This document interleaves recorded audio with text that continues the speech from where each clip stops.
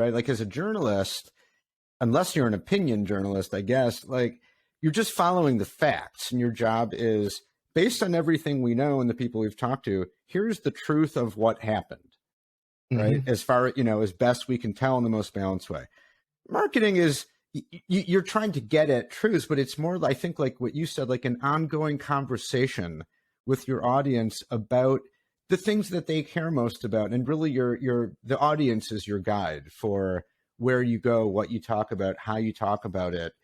And if you're really good at it, like you guys are, you're not just telling them what they want to hear, but you're telling them things they don't already know, and maybe even challenging some commonly held assumptions, stuff like that.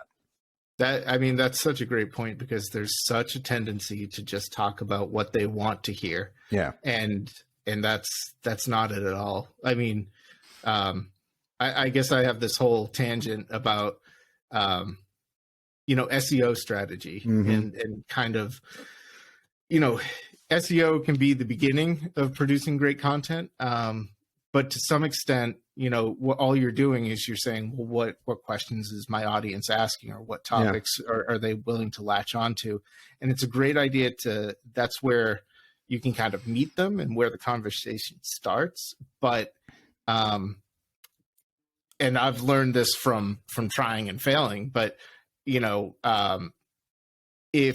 if you don't show them that you actually get it and that you can build from that, then you lose a lot of value, and it takes time to be comfortable with that. Yeah, right. I mean, I'm not an SEO expert or anything, but from what I understand, it's like it's changed a lot, right? It used to be you could kind of game it more easily and keyword stuffing and all that stuff, and now Google is like, no. You actually have to have some substance in what you're saying. It can't just be garbage, right? And if you really want to rank highly, and yeah, I think you're totally right. It's the questions people asking. Your initial response is just the start of what ideally will be an ongoing conversation, where you're not just providing the first easiest answer that everyone's providing. You're providing your unique perspective on that question, and maybe even challenging what they might have assumed or something like that. Exactly.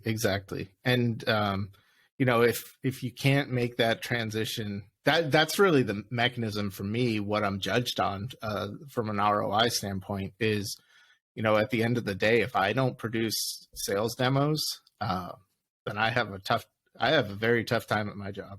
Yeah, right. And so, if what we kind of organize Gravyty around is making sure that we have intelligent people who are ready to take that, maybe it's an inbound request, or maybe it's, we see the activity on the website, but to take those indicators and then pull together an intelligent conversation to push back at somebody, or, to take that an outbound channel and develop that into something that generates a demo. That's where we've seen success. And that's how we kind of convert content creation into real value for the company.